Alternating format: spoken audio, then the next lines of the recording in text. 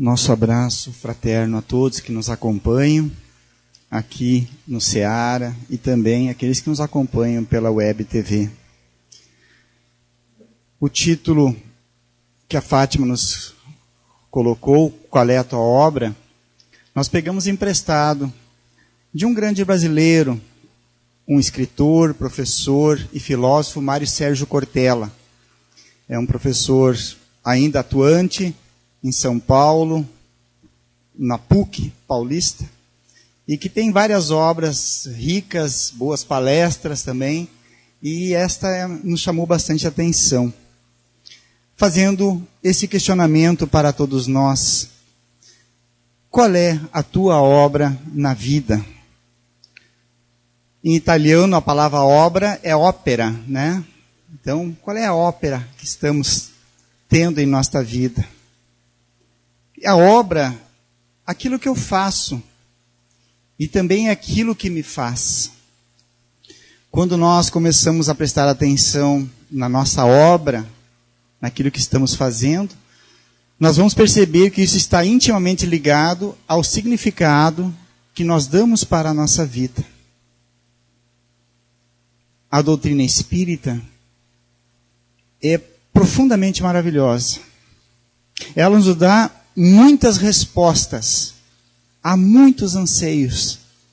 Mas a gente sabe que cada resposta que a gente consegue nos remete a novas perguntas. Isso é muito importante. Isso é filosofar. O convite é a nós filosofarmos, para nós buscarmos, conquistarmos a sabedoria. E sabedoria nada mais é do que o conhecimento que nós temos colocado em prática. Quando falamos em filosofia, é apenas para a gente não colocar a nossa vida no piloto automático. Então, aquela pessoa que filosofa, que se pergunta, que faz questionamentos, está filosofando. E aquele que não faz isso, coloca a sua vida no piloto automático e segue sem pensar no que fazer. No Livro dos Espíritos, Kardec se interessou por esse assunto. E nós vamos estudar este tema na terceira parte do Livro dos Espíritos, a terceira lei moral, a lei do trabalho. Da questão 674 a 685. E ela é muito importante a gente estudar isso na obra espírita, que vai nos dar muitas respostas. Como esta lei do trabalho pode nos influenciar na minha vida? O que dizem os Espíritos sobre a lei do trabalho, sobre aquilo que estamos fazendo? Resumindo um pouquinho do que os Espíritos nos dizem, eles nos dizem que o trabalho é uma lei natural, é uma necessidade de nós, espíritos em evolução. Aliás, de todos os espíritos, mesmo aqueles que já chegaram à perfeição, continuam operando, continuam trabalhando. Nos remete a um outro conceito de trabalho também. Toda ocupação útil é trabalho. E nos dizem que sem o trabalho, nós permaneceríamos na infância da inteligência. Seriam ainda espíritos primitivos, no aspecto evolutivo. Então, o trabalho que impulsiona a nossa evolução. Também nos diz os Espíritos que tudo trabalha na natureza. Nada é ocioso. Tudo tem uma utilidade, tem uma função nesse mecanismo divino da vida. Através do trabalho, nos coloca uma obrigação de sermos úteis ao nosso semelhante. E nos diz ainda os Espíritos, nesse pequeno resumo, de que cada um deve se tornar útil segundo as suas aptidões. Resumindo muito grosseiramente essa terceira parte, isso os Espíritos nos dizem. Nós ainda confundimos muito emprego e trabalho. Quando falamos em trabalho, normalmente nos remetemos ao nosso emprego. E, na realidade, são duas coisas diferentes. Nem sempre os dois estão no mesmo lugar para nós. Emprego é aquilo que nos dá uma fonte de renda, aquilo que nos ajuda a sobreviver, a comprar as coisas naturais da vida material. O trabalho é fonte de vida. Enquanto o emprego é fonte de renda, o trabalho é fonte de vida. É onde nos realizamos, somos reconhecidos muitas vezes por aquilo. Mas nem sempre esse reconhecimento é importante para nos sentirmos bem. Nós já nos sentimos fazendo aquela situação. Por isso que dizemos que muitas vezes, algumas vezes, aquele emprego que nos dá a fonte de renda não nos está dando a fonte de vida, por insatisfações muitas vezes nossas. Nós ainda temos uma ideia do trabalho como um castigo, né? Já ouvimos bastante essa palavra, que vem da palavra tripalium, que era um instrumento de tortura. Trabalho e tripalium. Então, sempre como se fosse uma tortura, um castigo. E se nós analisarmos até a história recente, passada, quem é que trabalhava efetivamente na sociedade? Eram os escravos e os mais pobres. Então, sempre era voltado para aqueles que a gente não queria estar nessas classes, né? Então, nós ainda estamos ligando o trabalho a essa questão de castigo, de coisa ruim, que não faz bem. Tanto que a gente costuma ouvir muito, espero que falar menos, dizer assim: quando eu parar de trabalhar, e aí 3 pontinhos. Na realidade, nós nunca deixaremos de trabalhar. Jamais ficaremos ociosos. Não devemos ficar ociosos. Nem após o desencarne. Aqueles que acham que depois do desencarne vão descansar, eu recomendo ler pelo menos aquelas obras da série André Luiz, A Vida no Mundo Espiritual, começando com o Nosso Lar. São 12 obras. E ali nós vamos ver como a gente opera, trabalha no mundo espiritual. Através das mãos do Chico, nós vemos todo um manancial de trabalho que os espíritos desencarnados, aqueles que estão em evolução, que querem a sua melhora, estão trabalhando. Aqueles que estão na ociosidade são aqueles que estão estagnados, não estão num processo evolutivo. E há um título de uma dessas obras que ela é muito interessante. Obreiros da Vida Eterna. Então, quer dizer, nós vamos trabalhar ad infinitum, né? Claro que nós podemos deixar o emprego, nos aposentarmos, mas jamais devemos deixar o trabalho, sermos úteis, operarmos em benefício do outro e de nós mesmos. E a palavra trabalho, em latim, ela é muito bonita. Ela tem a palavra labore, né? Quando a gente fala colabore, é trabalhe junto com alguém. O prolabore é a favor do trabalho também. A palavra labore é muito legal, porque ela é de origem latina. Mas há uma palavra mais bonita ainda em grego, que tem o mesmo significado de trabalho. Poiesis. E essa palavra poiesis quer dizer criação, produção, ação, capacidade de produzir alguma coisa. Tem uma palavra na medicina que chama hematopoiesis, quer dizer a formação de células sanguíneas. E a palavra poiesis dá origem à palavra poesia. Que é uma palavra muito bela. Então, se a gente, às vezes, perguntar qual é a tua obra, qual é o teu trabalho, nós podíamos perguntar: qual é a tua poesia? Fica mais bela, não fica tão pesado para a gente, já nos remete ao instrumento de tortura que a gente ainda liga a palavra trabalho. Então nos liga a minha obra, a tua obra, a forma criativa com aquilo que eu faço. E como dissemos, voltando um pouco atrás, muitas vezes é no nosso emprego, e deve ser também no nosso emprego. Daqui a pouco nós vamos falar um pouco mais sobre isso. Mas é muito mais do que somente o nosso emprego, a questão do trabalho. O nosso trabalho está ligado ao sentido da vida, à fonte de vida. Porque nós precisamos nos ver naquilo que estamos fazendo.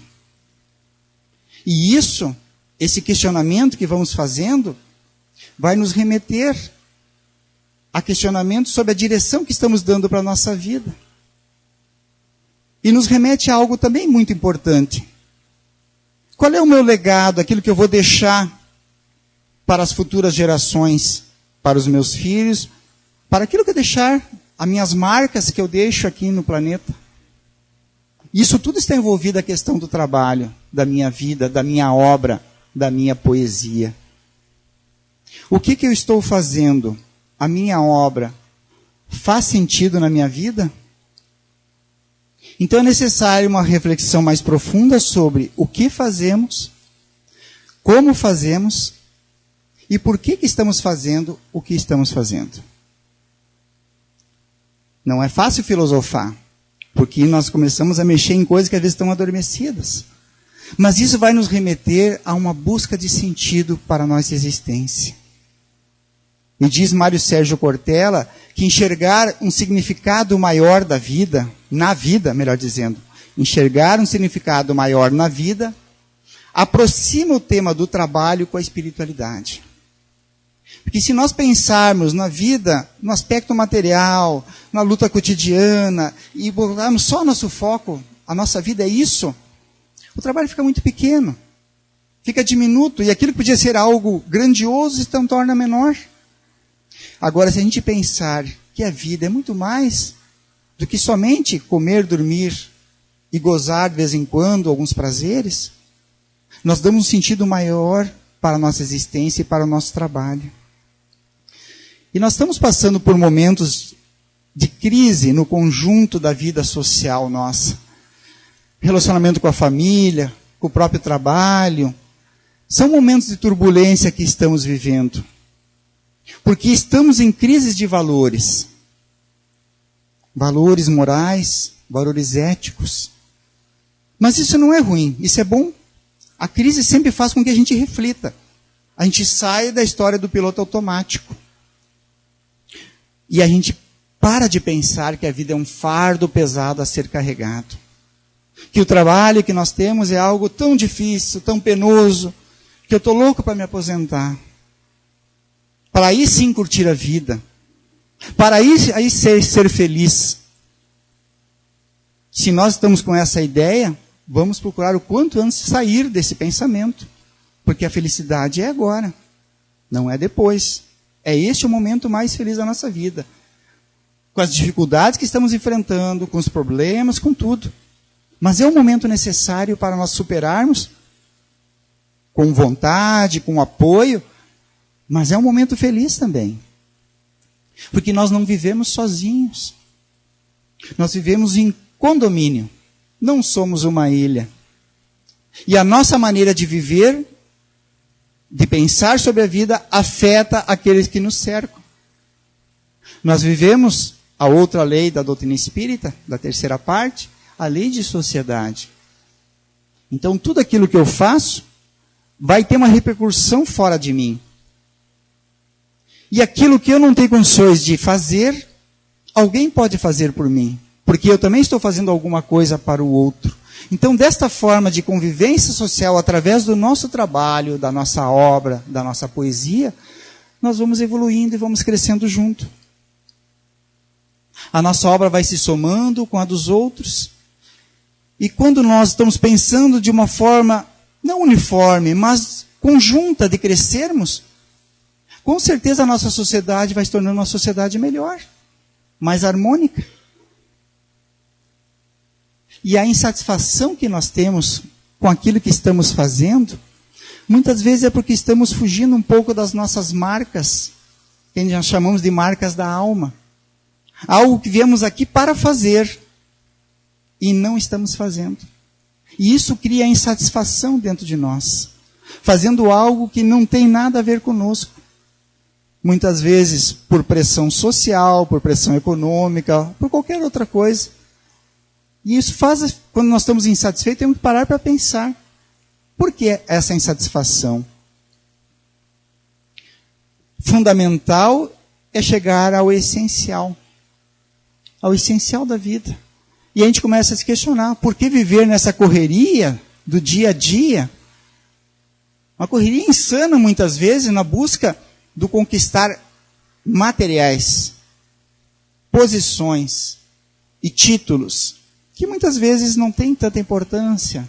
Na maioria das vezes não tem. E deixamos as coisas essenciais de lado. Sem dinheiro, com certeza, não se vive. Mas também só com dinheiro não se vive. A diferença do essencial e do fundamental é que o essencial é tudo aquilo que você não pode deixar de ter. O que nós não podemos deixar de ter? Felicidade, lealdade, amizade, relacionamentos harmônicos, a paz de consciência. Isso é essencial. E o que é fundamental? Tudo aquilo que nos ajuda a atingir o essencial. Aquilo que permite com que a gente conquiste o essencial. Então, o emprego e o dinheiro são fundamentais porque nos dão um equilíbrio para a nossa vida em sociedade e individualmente falando. Mas não proporciona, não é o essencial. Então não é fugir das conquistas materiais que são necessárias. São fundamentais, mas não são essenciais. E se nós analisarmos, a maior parte da sociedade, e talvez nós nos incluamos nela, estamos sempre em busca do fundamental, dos recursos, das propriedades, do consumismo. E isso não vai satisfazer a nossa necessidade da nossa valorização, do reconhecimento, que é o essencial. Então, vamos fazer novas perguntas para nós. Lá no fundo, à noite, em casa. Qual é a minha qualidade de vida? Eu tenho uma qualidade de vida? Ou vou no roldão do que nos apresenta a sociedade? Isso nos remete a perguntas mais profundas. Qual é a razão da minha existência? Qual é a minha importância nesse mecanismo da vida? Porque eu não estou colocado de paraquedas nesse meio que eu vivo.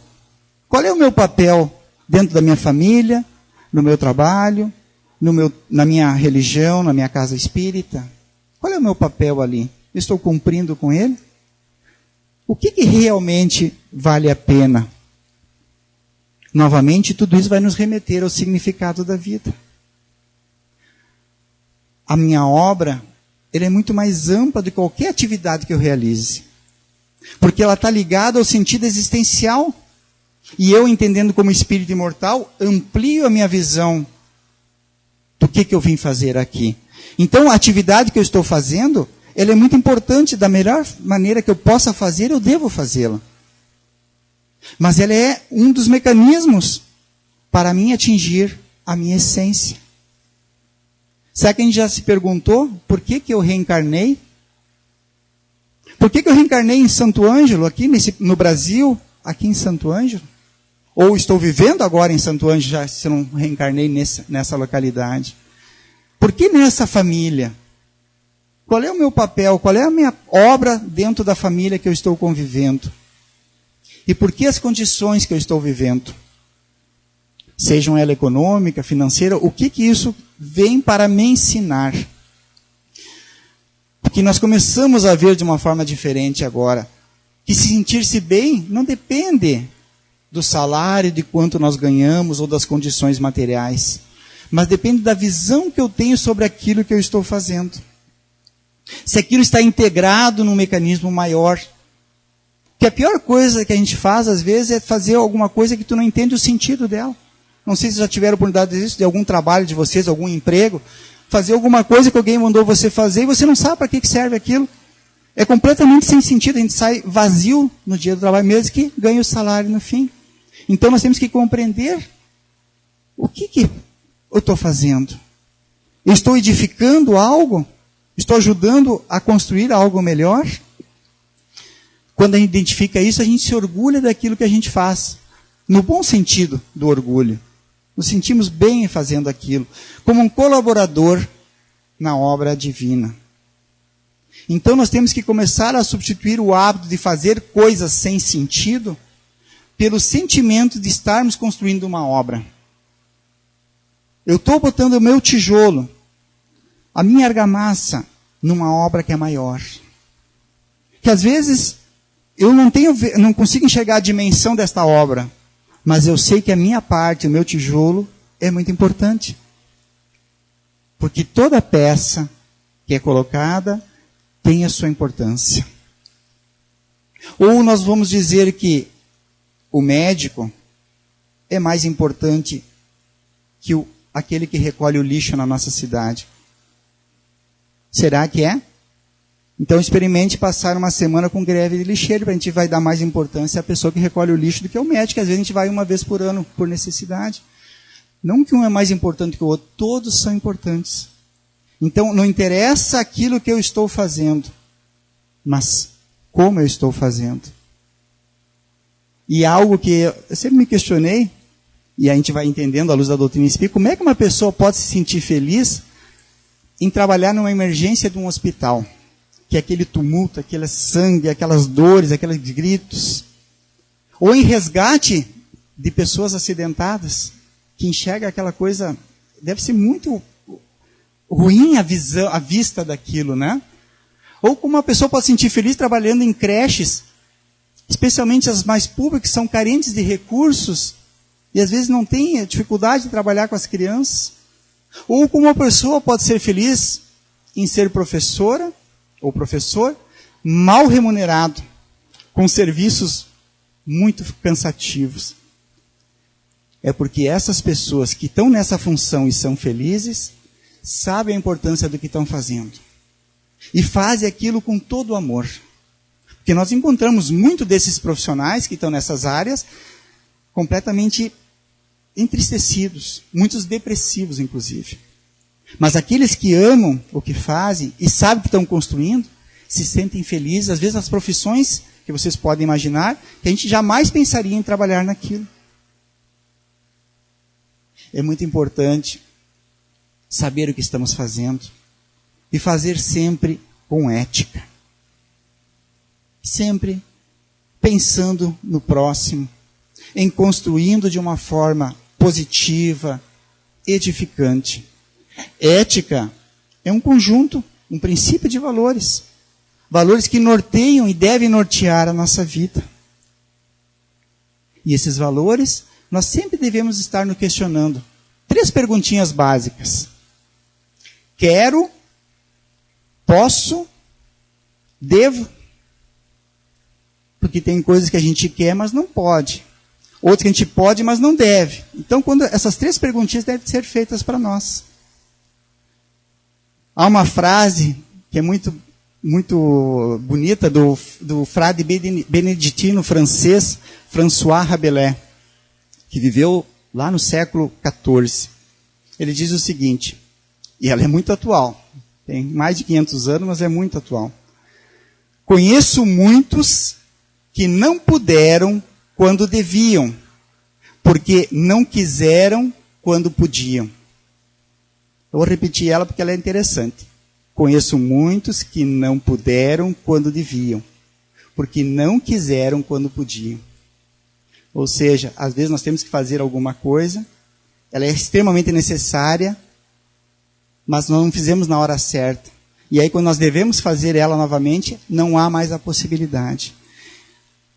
Resumindo, devemos agir sempre proativamente, não esperando que as coisas melhorem, que a situação melhore, mas sempre fazer o nosso melhor. Isso é fundamental. Nesta obra, Vinha de Luz, de Emmanuel e Chico Xavier, é uma obra de preço, estava olhando o preço muito barato, mas uma obra muito rica, rica de mensagens que faz a gente refletir profundamente. Emmanuel pega um pequeno trechinho de uma frase do Evangelho e comenta sobre essa frase. E neste capítulo 60, ele pegou uma frase que está em Mateus, onde Jesus pergunta, que fazeis de especial? Falando aos seus discípulos, dizendo que amar o seu semelhante, aquele que vos ama, dar o carinho para aquele que te dá carinho, isso todos fazem, até os publicanos fazem. Agora, tu que conheces já a mensagem do Cristo, o que tu faz de especial? Emmanuel nos começa o texto assim. Iniciados na luz da revelação nova, nós que somos iniciados nessa luz nova, a nova revelação, a doutrina espírita, os espiritistas cristãos possuem patrimônio de entendimento muito acima da compreensão normal dos homens encarnados. Então isso já nos dá, para quem conhece a doutrina, está começando a conhecer, um entendimento das coisas mais profundo do que a grande maioria dos encarnados. Nos dá um conhecimento e nos dá uma responsabilidade. E aí ele bota um rol de questões do que nós conhecemos. Só vamos citar algumas delas. Nós já sabemos que nos encontramos na escola temporária da Terra em favor da iluminação espiritual que nos é necessária. Nós já sabemos disso. Sabemos que não viemos aqui a passeio, de férias, ou somente para conquistar coisas materiais. Nós viemos nos iluminar. Iluminar através do conhecimento e através da ação do bem ao próximo. Emmanuel nos diz também que os trabalhos e os desgostos do mundo são recursos educativos. Muitas vezes, lembrando a frase de Rabelais, numa encarnação passada, nós tínhamos todas as condições no mundo, estávamos no trabalho que gostávamos, que era o nosso adequado, que era a nossa marca da alma, mas que negligenciamos com a nossa atividade.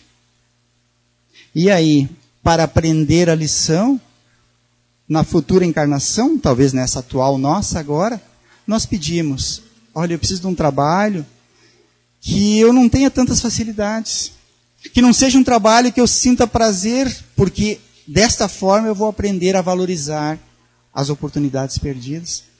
Então, muito podemos estar em empregos, ocupações, que nós não nos sentimos satisfeitos naquilo. Mas isso não nos impede de dar o nosso melhor naquilo que estamos fazendo. De fazer todo o nosso esforço, o nosso empenho. Porque é muitas vezes desta forma que conseguimos galgar passos novos na nossa ocupação, no nosso emprego. Diz Emmanuel que toda oportunidade de trabalho no presente é uma bênção dos poderes divinos. Então Deus nos abençoa através do trabalho, da nossa ocupação, daquilo que estamos fazendo. Que ninguém se acha na crosta do planeta em excursão de prazeres fáceis, mas sim em missão de aperfeiçoamento. Então, algumas das coisas que Emmanuel nos diz, nesse pequeno trecho, mas rico. E ele completa esse pensamento dizendo que, efetivamente, nós, espíritas, espiritistas, sabemos tudo isso. Sabemos disso a situação. Podemos muitas vezes até não querer lembrar, mas nós já sabemos. E ele nos diz que em face, pois, de tantos conhecimentos e informações dos planos mais altos, a beneficiarem os nossos círculos de trabalho, é justo que ouçamos a interrogação do Divino Mestre agora para nós. O que fazemos mais que os outros? O que fazemos de especial? Lá no Apocalipse, capítulo 3, versículo 15 e 16, João coloca: conheço as tuas obras, que nem és frio nem quente. Oxalá fora frio ou quente. Assim, porque és morno e não és quente nem frio, vomitar-te-ei da minha boca. São palavras, são figuras de linguagem, mas nos dizendo de que não estamos mais no tempo de andarmos em cima do muro. Temos que fazer as nossas escolhas, as escolhas corretas, sair do morno para atuarmos na sociedade com o nosso conhecimento, com aquilo que nós já temos na nossa bagagem espiritual. Lucas nos diz que a seara é grande e os trabalhadores são poucos. Então, novamente a pergunta: qual é a tua obra? O que fazeis de especial? O que está fazendo da tua vida? E aí nós podemos remeter, pode ser cuidar carinhosamente de um filho que vem com necessidades especiais. A minha obra nesta encarnação. Às vezes é essa a situação. Às vezes é a condição de ser uma excelente mãe, uma dona de casa prestimosa. Hoje, graças a Deus, a sociedade já não cobra a pressão tão forte em cima da mulher que ela tem que ser uma profissional de alto gabarito. Hoje já está valorizando novamente, graças a Deus, o papel da mãe e da dona de casa, que é um papel especial que o pai não consegue cumprir. Ser um operário competente que constrói casas para os outros sem muitas vezes ter a sua casa. Porque no entendimento da reencarnação, às vezes eu não conquisto, porque eu entendo que na encarnação passada eu não aproveitei profundamente as coisas que eu tinha, as facilidades. Então hoje eu estou construindo casa para os outros, mas não tenho a minha. Mas fazer isso com amor. Ser um profissional da saúde, salvando vidas sem descanso, sem queixas. Bezerra de Menezes, o médico dos pobres, dizia que o verdadeiro médico não tem hora de sono, não tem hora de refeição, não tem descanso. Tem que estar sempre pronto a trabalhar. E aí aumentamos a área de atuação para todas as áreas da saúde. Ser uma professora dedicada, apesar das precárias condições, do salário baixo. Ao contrário de que muitos que falam muitas vezes, não, o salário é tão baixo, então minha aula vai ser do mesmo valor do meu salário. Está se condicionando às coisas exteriores na sua própria obra. O agricultor pequeno ou grande, que produz os alimentos que alimentam a sociedade. Então nós vamos vendo aquela questão de ser um bom pai, um bom profissional, um bom cidadão. Adentrando ao trabalho voluntário, muito importante darmos a nossa contribuição sem a questão remunerativa. Um voluntário na casa espírita. O quanto aprendemos quando trabalhamos numa casa espírita, no atendimento fraterno, na recepção, no passe, qualquer atividade que é feita, os maiores beneficiados são aqueles que trabalham, sem esperar isso. Em qualquer atividade voluntária, esse benefício vem de uma forma para nós. Então não é especificamente o que eu faço, mas como eu estou fazendo. Porque não adianta, e aqui eu vou remontar novamente ao exemplo da casa espírita, eu estar trabalhando na casa espírita, na recepção, louco para ir embora, louco para estar em casa descansando. Então eu estou fazendo algo bom, mas como eu estou fazendo? Estou colocando meu coração, meu amor nessa atividade? Então é muito importante nós pensarmos como estamos fazendo. O pensador de Israel disse que a vida é curta demais para ser pequena.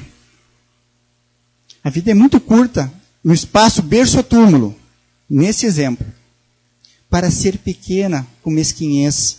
Porque é uma palavra em inglês, pequeno é little, que há um duplo sentido, tanto é pequeno como mesquinho.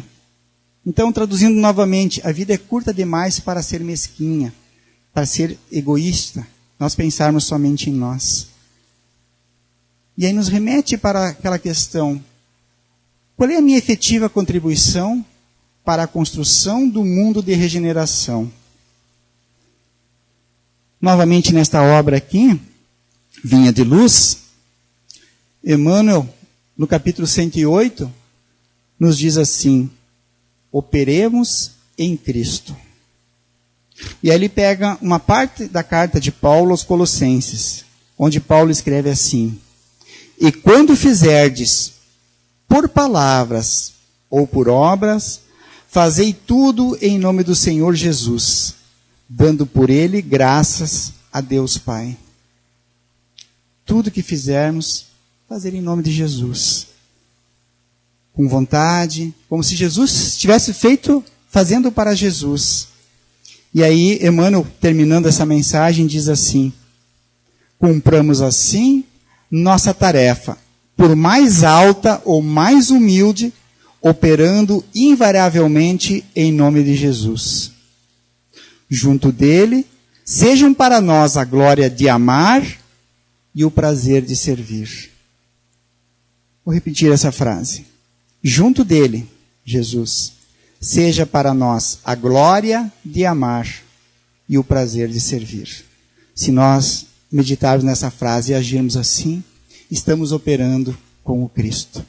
Que o Cristo nos abençoe e nos ampare nos nossos nobres propósitos. Muito obrigado pela atenção.